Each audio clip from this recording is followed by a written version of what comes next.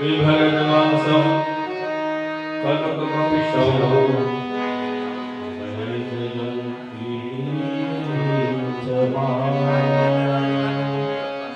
रन्ध्रान् वैणां रघन सुधया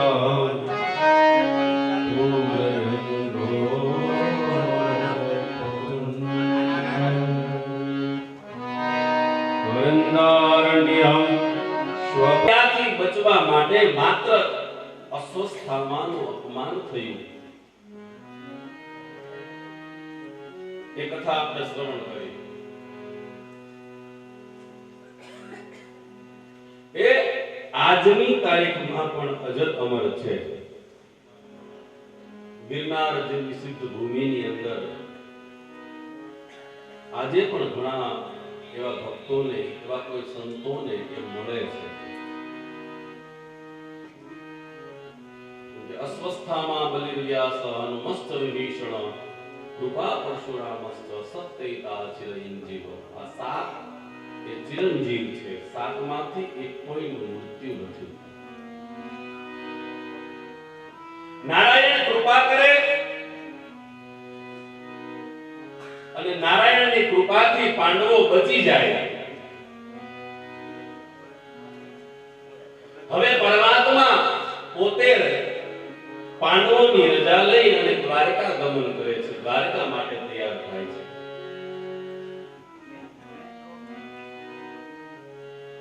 પાંડવોને આશ્વાસન આપી અને ઘણા સમયથી હું આપની પાસે અહીંયા છું, હવે મને દ્વારકા જવાની રજા આપો.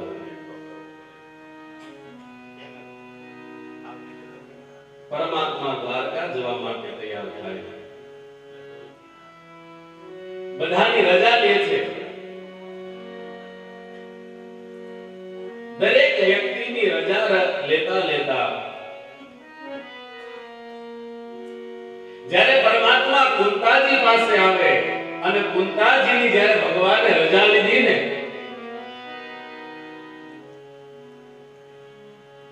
ત્યારે માં કુંતા બે હાથ જોડી ભગવાનને પ્રાર્થના કરે છે, પ્રભુ આપની જો અમારા ઉપર કૃપા હોય અને આપ જો અમારા ઉપર પ્રસન્ન હો તો એક વરદાન હું તમારી આગળ માંગુ છું, એ મને આપો, પછી તમે જાઓ.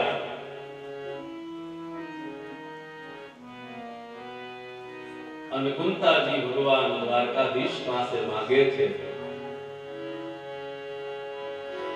હે દ્વારકાધીશ, હે કેશવ, હે નારાયણ, અમારા જીવનમાં વારંવાર દુઃખ આવે, એ અમારા ઉપર કૃપા કરજો. કુંતાજીએ ભગવાન પાસે માંગ્યું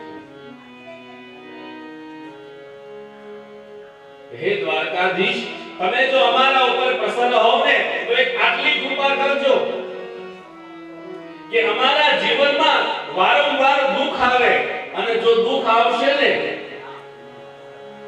તો જ તમે અમને યાદ આવશો. બહુ સત્ય વાત છે.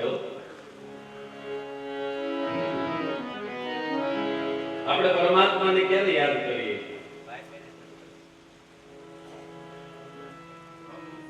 જ્યારે આપણા જીવનના તમામ દરવાજા બંધ થઈ જાય ને ત્યારે લાંબા શ્વાસે આપણે કાઠિયાવાડી ભાષામાં વાત કરીએ તો ઊંડા નિસાસા નાખી હવે ભગવાન કરે સાચું. હવે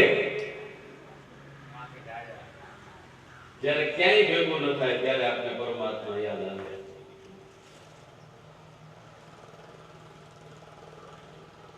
સુખમાં કોઈ દિવસ કોઈને ભગવાન યાદ ન આવે, દુઃખમાં વધારે ભગવાન યાદ આવે. ઘણા એમ કહેતા હોય કે આટલું અમે તો ઘરે ઘરે કરતા હોય, પછી વાત કરે આમ છે તેમ છે, નાના બાબાનું આમ છે, મોટા બાબાનું આમ છે. હવે આટલું શાસ્ત્રીથી ભગવાન બાકી રાખે, આટલું ભગવાન પૂરું કરી દે ને મને મનોકૂળ હસવું આવે. જો એટલું પૂરું કરી દે મારી માં તો તું હું પછી ભગવાનને યાદ કરે એમ રાધે રાધે. હે? આપણા તમામ કામ જો ભગવાનને પૂરા કરે તો પછી આપણે ભગવાનને યાદ ન કરીએ. અને એને ખબર છે કે તેરા બનાયા તુજકો બનાવે. પણ પરમાત્માની જ્યારે આપણી ઉપર અસીમ કૃપા થાય,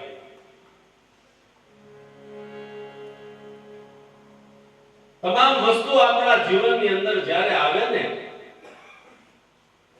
ત્યારે અંતઃકરણથી રોજ ભગવાનને યાદ કરવા જોઈએ, રોજ ભગવાનની પૂજા કરવી જોઈએ, તમારા ઈષ્ટને રોજ સ્મરણ, પરમાત્માની પ્રાર્થના કરવી જોઈએ. આ જે કાંઈ છે એ બધું આપની કૃપાથી છે. હે પરમાત્મા, આને અમે સહજ ભાવથી સ્વીકારી શકીએ.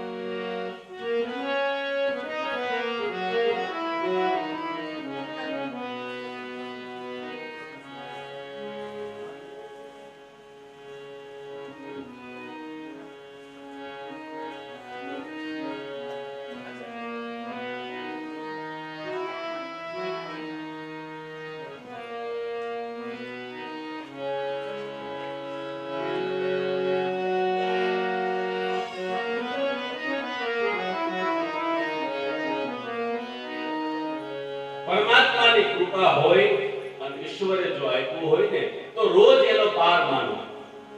તમારી નિત્ય પૂજા કરો ને ત્યારે રોજ ભગવાનને એટલી પ્રાર્થના ચોક્કસ કરવાની, કેમ કે લાલ કહે લાયક બનો.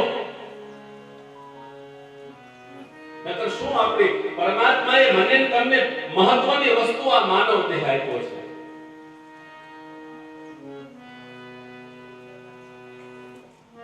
જ્યારે માના ઉદરમાં હોય ને, ગરુડ પુરાણ સાબિતી આપે છે કે માના ઉદરની અંદર જ્યારે 5 મહિનાનો ગર્ભ હોય ને એમાં જીવ આવી ગયો હોય. આ ગરુડ પુરાણ સાબિતી આપે છે આ વાતની. અને પછી ઈ માં જે ખારા અને તીખા પદાર્થોનું સેવન કરે ને એનાથી જીવને ખૂબ તકલીફ થતી હોય છે. એટલે માના ઉદરની અંદર એ જીવ પરમાત્માને પ્રાર્થના કરતો હોય કે હે ભગવાન, હે પરમાત્મા, હવે આ જે વેદના છે ને મારાથી સહન નથી થતી, એટલે હવે આમાંથી મને મુક્ત કરો, આમાંથી મને છોડાવો.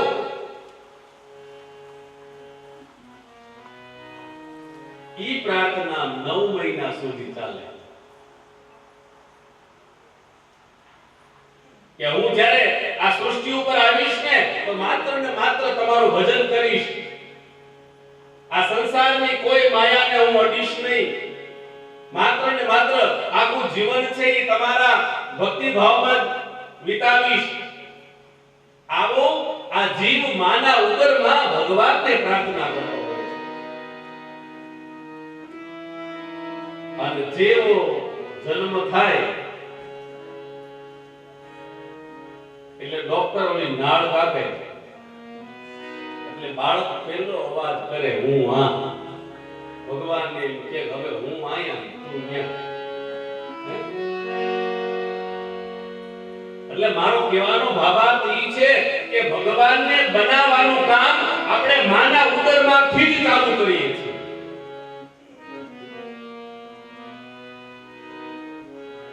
પાપયનું ઢાંકવા માથું નમાવતો, પાપયનું ઢાંકવા માથું નમાવતો, પાપયનું ઢાંકવા માથું નમાવતો, પાપયનું ઢાંકવા માથું નમાવતો, ઉપરથી નમ્ર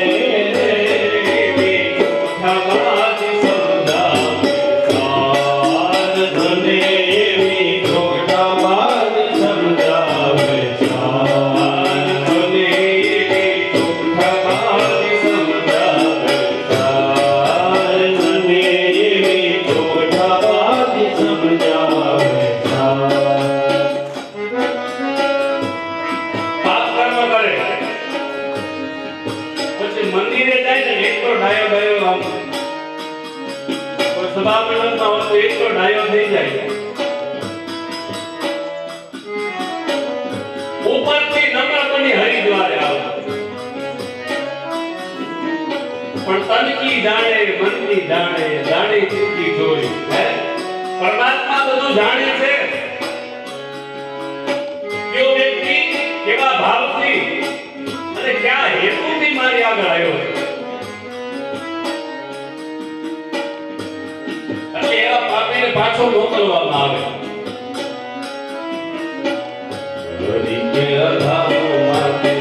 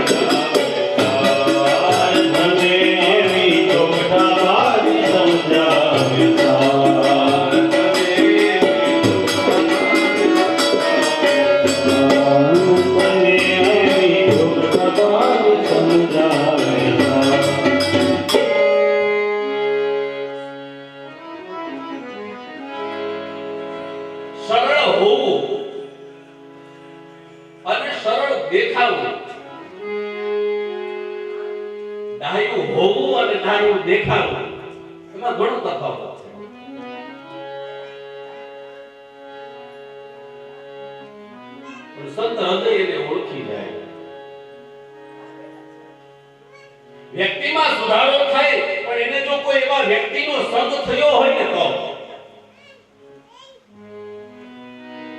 એટલે મહાપુરુષો કહે છે સાચાનો સંગ કરો જીવન એક રંગ કરો એક રંગી જીવન છે ને એ તમને મૂળ સુધી બ્રહ્મ સુધી પરિબ્રહ્મ સુધી પહોંચાડે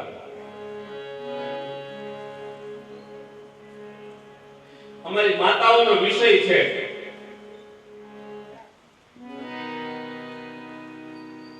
તમે કોઈ કપડા ધોવા બેઠા હો અને કોઈ કપડામાંથી કલર જાતો હોય તો શું કરો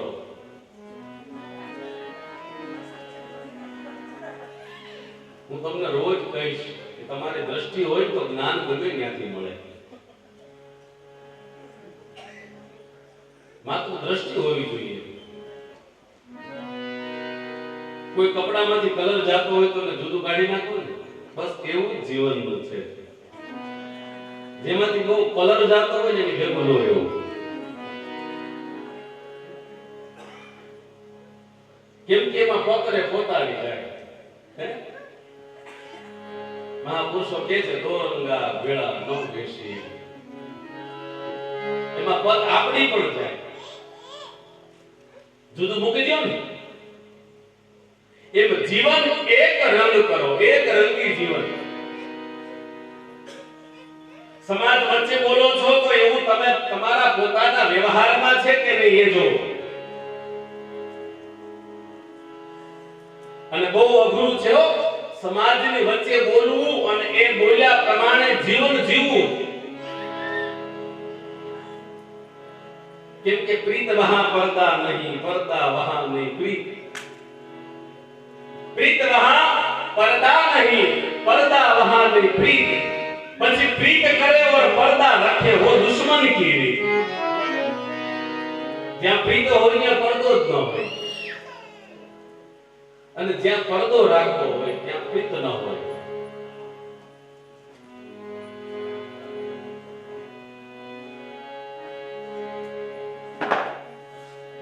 એક રંગી જીવન જો પરમાત્માના ચરણે સુપ્રીત કરો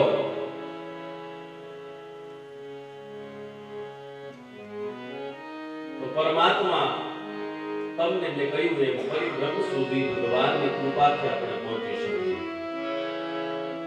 દુઃખમાં તો ભગવાનને યાદ કરીએ પણ સુખમાં જો ભગવાનને યાદ કરીએ ને તો દુઃખનો પ્રશ્ન જ હલ થઈ જાય. ફરીથી કહીશ કે પરમાત્માની કૃપાથી તમારી પાસે જે કંઈ ભૌતિક સુખ છે, પરમાત્માએ તમને જે કંઈ આમ દામ થામ સત્તા સંપત્તિ વૈભવ જે પણ કંઈ આપ્યું હોય એનું જતન કરજો. અને એની સાથે તમારા જે ઉપભોગ છે આ તમામ ઉપભોગોને ભોગવતા ભોગવતા માત્ર સવારની એવી 5 મિનિટ 10 મિનિટ એવી કાઢો. અને એ 5 મિનિટ 10 મિનિટ ની અંદર માત્ર તમારે તમારા ઈષ્ટનું ભજન કરવાનું છે. જે ભગવાન તમારા ઘરની અંદર, તમારા મંદિરની અંદર, તમારા હૃદયસ્થની અંદર જે પણ ભગવાન બિરાજતા હોય રોજ સવારમાં એક 10 મિનિટ એવી કાઢો. કેમ કે મહાપુરુષો કહે છે પોતાના પુણ્ય વિના પાર નહીં પામે.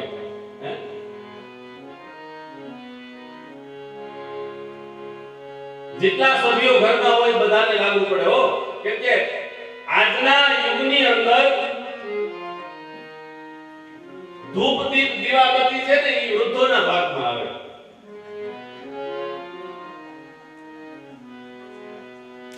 અમાર બા કરીએ પછી અમે કઈ ન કરીએ. રાધે રાધે. બપોરે એમ કહેતા હોય તો કે અમારે બા કરીએ પછી અમે કઈ ન કરીએ. શાસ્ત્રીજી એવું થાય?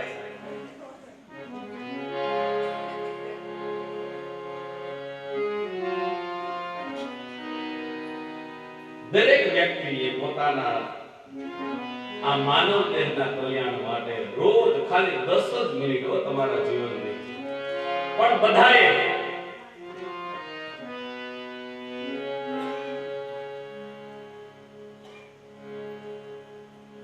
અને ઈ છે ને તમને તમારા જ નિયમો. મેં કહ્યું તું સવારે કે પરમાત્માને પહોંચવા માટે, પરમાત્મા સુધી જવા માટેના 7 સ્ટેપ છે. 7 તત્વો અંતર તણા કહો ગુરુજી કયા, બીજા તત્વો બધા બહારના. એથી હરિ દર્શન ન થાય, માર્ગ બતાવો મોક્ષનો. મોક્ષ સુધી પહોંચવા માટેના 7 પગથિયા છે. અને 7 પગથિયા તો પાર કરી જાવ પણ એના માટે તમારે ટેકનોલોજીથી ઘણું દૂર રહેવું પડશે. આધુનિક યુગનો હું વિરોધી નથી પણ અત્યારના જે ડિજિટલ ગેજેટ આવ્યા ને એને તમને પાંગળા કરી દીધા. એટલે તમારી આજે સુવર્ણ કાયા હતી ને એને હાવ માટીની કરી નાખી. અને સત્યતાની કોઈ પણ વસ્તુ જો તમારા જીવનમાં તમારે જરૂર હશે તો એની હું સહી કરું છું એ તમને આપણા શાસ્ત્રોમાંથી મળશે. આપણા વેદોમાંથી મળશે, આપણા પુરાણમાંથી મળશે, આપણા ઉપનિષદોમાંથી મળશે.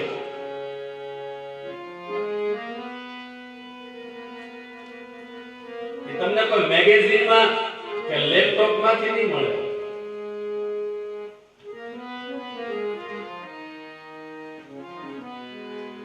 એક દાદા રેલવે સ્ટેશનમાં બેઠા બેઠા રામાયણ વાંચતા હતા. એટલે આજનું એક આધુનિક કપલ દાદા પાસે ગયું. દાદા શું કરો છો? બોલે રામાયણ વાંચો છો.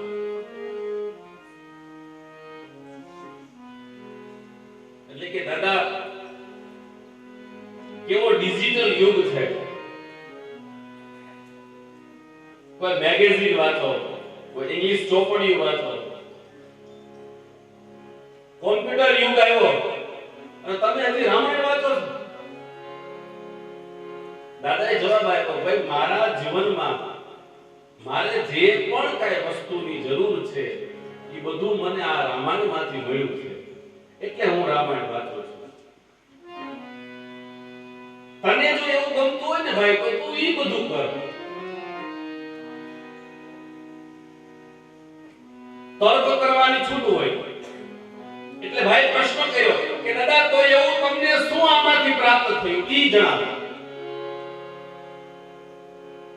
બંને જણા તર્ક કરે ને ત્યાંની ટ્રેન આવી ગઈ. એટલે ધક્કા મુક્કીમાં ઈ દાદા ને પેલો ભાઈ બધા ટ્રેનમાં ચડી ગયા. ટ્રેન ચાલુ થઈ ગઈ. થોડેક દૂર ગઈ ને ટ્રેન તો પેલો ભાઈ પેલો બૂમો પાડવા. બૂમો પાડી, સાકળ ખેંચી, ટ્રેન ઊભી રખાવી. એટલે દાદાએ કીધું, ભાઈ કેમ બૂમો પાડે છે? કેમ ટ્રેન ઊભી રખાવી? કેમ સાકળ ખેંચી? એટલે ઓલો ભાઈ જવાબ આપે છે, દાદા હું અને તમે બે દલીલ કરતા હતા, એમાં આપણી ટ્રેન આવી ગઈ અને ટ્રેન આવી એટલે ધક્કા મૂકીમાં આપણે બધા ટ્રેનમાં ચડી ગયા. પણ મારી પ્રિયા હતી ને પ્લેટફોર્મ ઉપર રહી ગઈ. મારી પત્ની એ પ્લેટફોર્મ ઉપર રહી ગઈ. ત્યારે દાદાએ બહુ સુંદર જવાબ આપ્યો છે કે કદાચ જો રામાયણ વાંચી હોત ને, કદાચ આ જગ્યાએ તે રામાયણ વાંચી હોત તો આજે આ પ્રશ્ન ન આવત.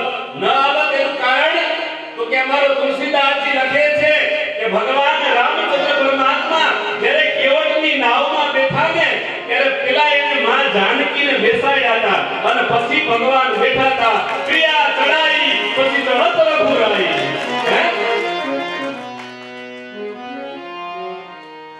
પ્રિયા ચડાઈ પછી ચડત રઘુરાઈ. પેલા એને પ્રિયાને ચડાવી અને પછી પોતે બેઠા. પણ એના માટે તમારે રામાયણ ખોલવી પડે. એ તમારી મેગેઝિનમાં કે લેપટોપમાં ન હોય. સંસ્કૃતિનું જતન કરવું, આપણી પરંપરાને જાળવવી એ આપણા હાથની વાત છે, આપણા સનાતન ધર્મની વાત છે.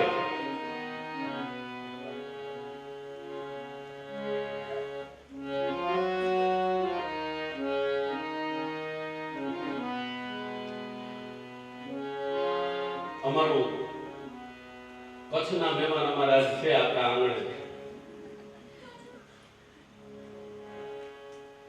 અમે નવરાત્રી ત્યાં હતી. હું એમને બોલત છો, થોડું બોલું થાય, પણ આ તો સાક્ષી છે એટલે વાત કરું છું.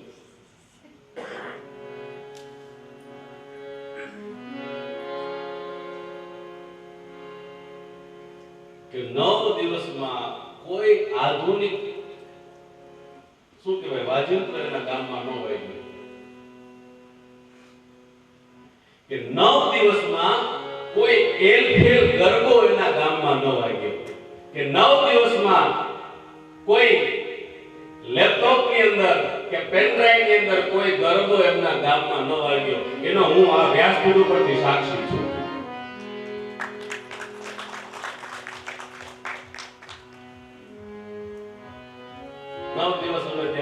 માતાજીના ગુણ ગાયા. પણ આજની તારીખની અંદર અંજાર હૈડા હાલોલની અંદર એની બાજુમાં લાખાપર ગામ છે. મારા ભરતભાઈ ઠાકોરજીની પોતે આયર છે અને ઠાકોરજીની જેવી કયો ને એવી કૃપા છે. પણ આજે આખા ગામની અંદર ઢોલ અને શરણાઈથી નવરાત્રી થાય છે.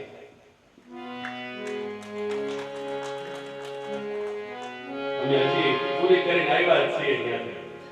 ઢોલ અને શરણાઈથી નવરાત્રી. કોઈ ડિજિટલ વાદ્ય નહીં અને કોઈ ડિજિટલ ગાય નહીં. અને 15 20 દીકરીને આપણા જે ઓલા ઠેકડી વાળા ગરબા હતા ને જૂના, એવા જૂના ગરબા બહુ આનંદ કર્યો 10 દિવસ અમે ત્યાં. હું તો માતાજી એક દિવસ વધારે આપ્યો હતો. પણ આ આપણી સનાતનની પરંપરા છે. પ્રસંગ આવ્યો છે એટલે કહું, આપણે માતાજીને બેસાડ્યા હોય વચ્ચે અને પછી અમારા ભગવાન જે વગાડતા હોય, આહા હે વ્યાસપીઠની મર્યાદા છે એટલે બોલીશ નહીં શું વગાડતા હોય. પણ શરમ ખાવી જોઈએ. આપણે હિન્દુના સંતાન છીએ સાહેબ. આપણો સનાતન ધર્મ છે, આપણે હિન્દુના સંતાન છીએ. આપણી ઋષિ પરંપરા છે અને એવા ગીત વાગતા હોય. એ કીધું એમ વ્યાસપીઠની મર્યાદા છે એટલે બોલીશ નહીં કેવા વાગતા હોય. પણ તમે સાંભળો છો ને તમે એમાં રમો છો એટલે તમને ખ્યાલ આવવો જોઈએ કે આ બીજું કાંઈ નહીં, ખાલી એટલો જ ખ્યાલ આવવો જોઈએ આ મારો ધર્મ છે. બસ આટલું ખાલી યાદ કરવું. આ જે ગરબા ઉપર હું રમું છું, આ જે ગરબો હું સાંભળું છું, ઈ મારો ધર્મ છે. ખાલી આટલું જ વિચારજો, જાજુ નહીં. એટલે તમને સત્ય સમજાઈ જશે. પાછી બે સાઈડ હોય નવદુર્ગાને વચ્ચે અખંડ કે અખંડ દીવો રાખીએ 9 દિવસ. ધન્ય છે ભાઈ તારા દીવાની. પાછું વગાડવાનું કેવું? તમે ક્યારેક ગામડાની જૂની પ્રાચીન ગરબી કોઈ વડીલોને પૂછજો. કેવડા ગરબી મંડળની અંદર કાલે આપણે પોથી યાત્રાની અંદર જૂની જે પદ્ધતિ હતી,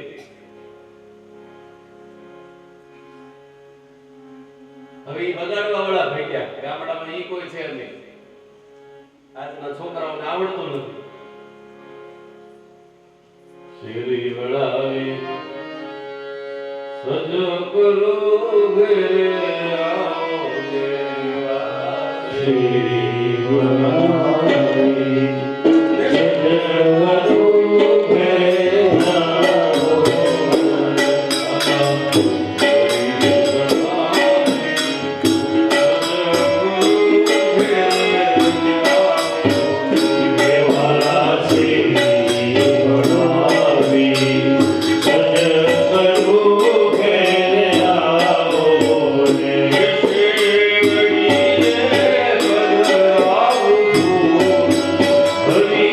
Hare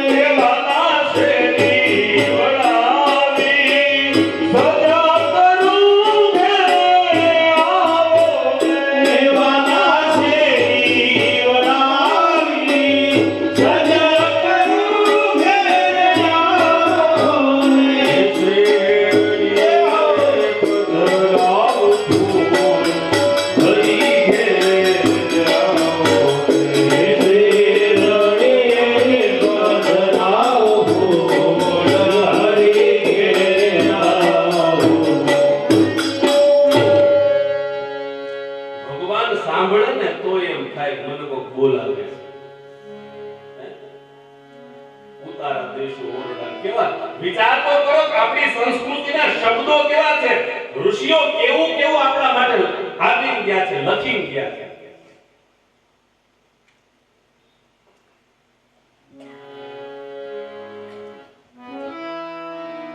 મેં સવારે કહ્યું હતું, તમારી દ્રષ્ટિ હોય તો જ્ઞાન ગમે ત્યાં.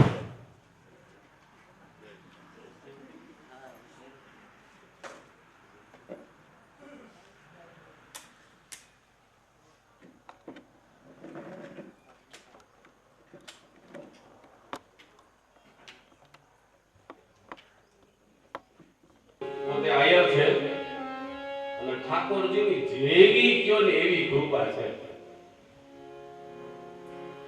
પણ આજે આખા ગામની અંદર ઢોલ અને શરણાઈથી નવરાત્રી થાય છે.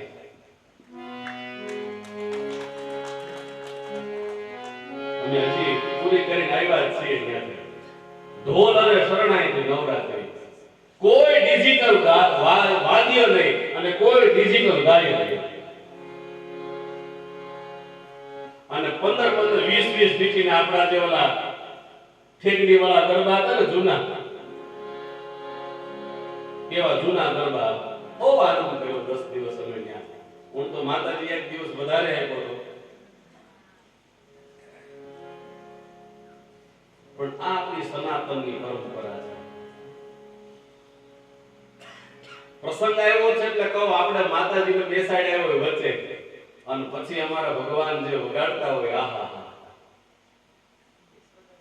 હે વ્યાસપીઠની મર્યાદા છે એટલે બોલીશ નહીં શું વગાડતા હોય. પણ શરમ ખાવી જોઈએ. આપણે હિન્દુના સંતાન છીએ સાહેબ. આપણો સનાતન ધર્મ છે, આપણે હિન્દુના સંતાન છીએ. આપણી ઋષિ પરંપરા છે અને એવા ગીત વાગતા હોય. એ કીધું એમ વ્યાસપીઠની મર્યાદા છે એટલે બોલીશ નહીં કેવા વાગતા હોય. પણ તમે સાંભળો છો ને તમે એમાં રમો છો એટલે તમને ખ્યાલ આવવો જોઈએ કે આ બીજું કાંઈ નહીં, ખાલી એટલો જ ખ્યાલ આવવો જોઈએ આ મારો ધર્મ છે. બસ આટલું ખાલી યાદ કરવું.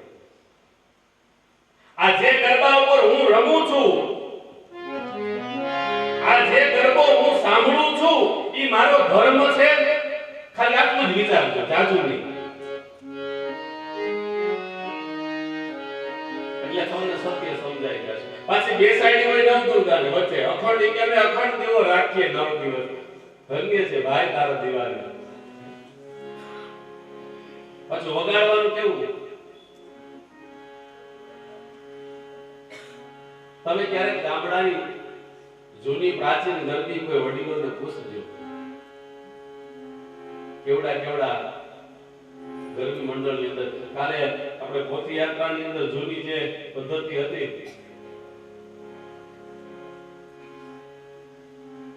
હવે ઈ વગાડવા વાળા ભેગ્યા. ગામડામાં ઈ કોઈ છે નહીં.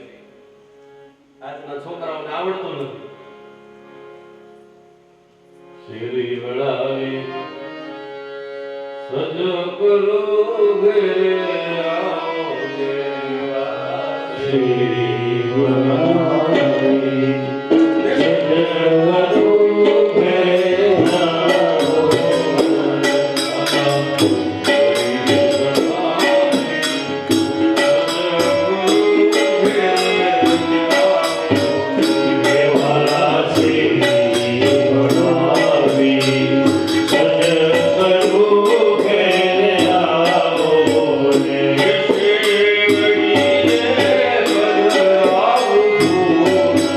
હરી ઘેરે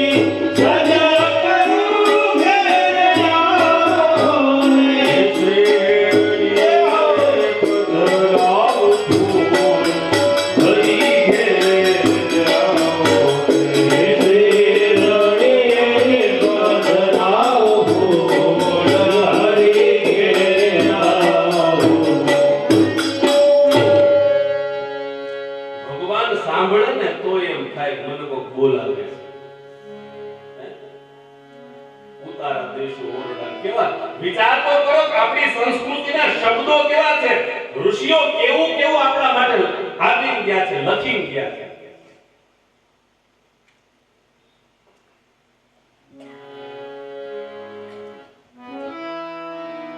મેં સવારે કહ્યું હતું તમારી દ્રષ્ટિ હોય તો જ્ઞાન ગમે ત્યાં.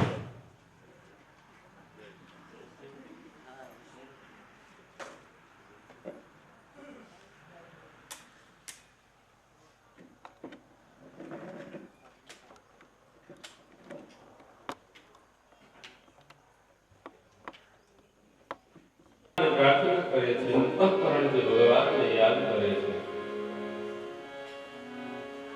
હે કેશવ, હે નારાયણ, હે મધુસૂદન,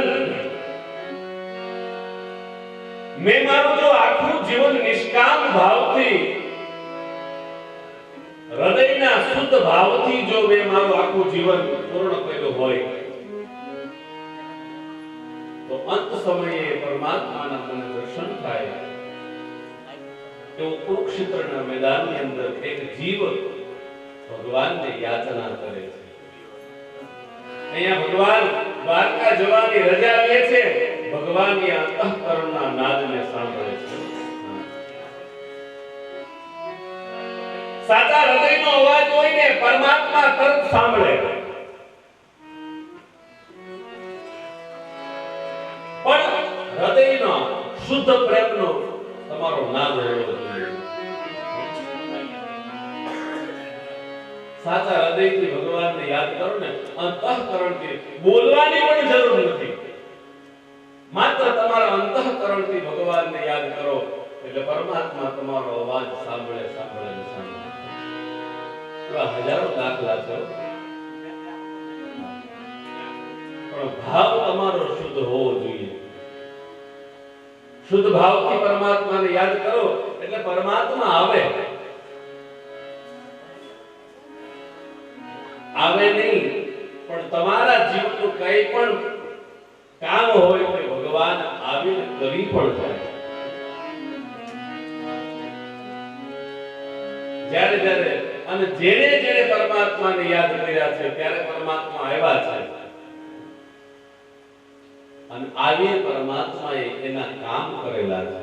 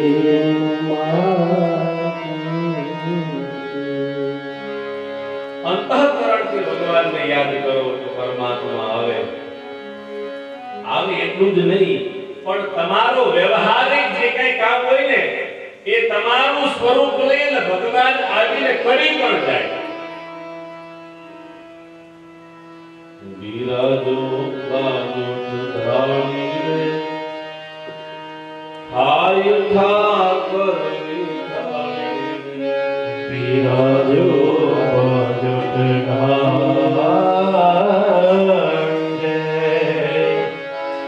એ થાય ઠાકોરની થાળી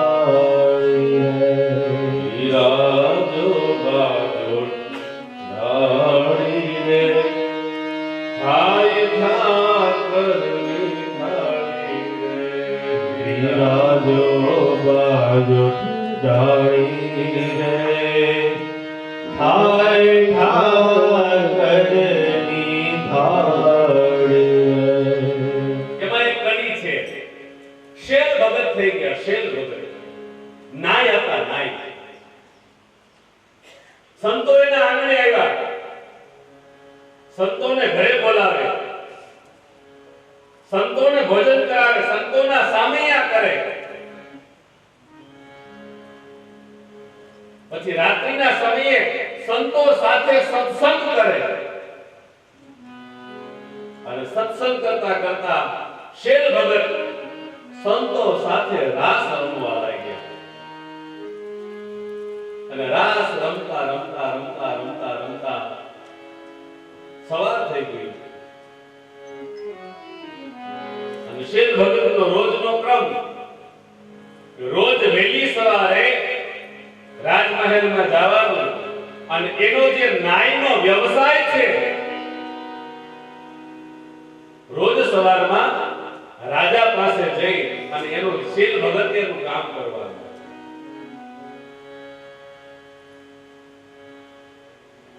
અહીંયા સવાર થઈ ગયું અને રાસમાં એટલા મશગુલ છે સંતો સાથે. સૂર્યનારાયણનો ઉદય થઈ ગયો અને શેલ ભગતની મતિ ચમકી વિચાર કરવા લાગી, આ શું? સવાર થઈ ગયું, આજે તો નક્કી મૃત્યુદંડ જ મળશે. રાજમહેલમાં જવાનો સમય પૂરો થઈ ગયો, રાજા કચેરી ભરે બેસી ગયા છે. આજે હું પહોંચાણો નહીં મારે, આજે મને મૃત્યુદંડ જ મળશે. એ ઉતાવળમાં પોતાના જે કાંઈ ઓજારો હોય બધું લઈ અને જે રાજમહેલમાં જાય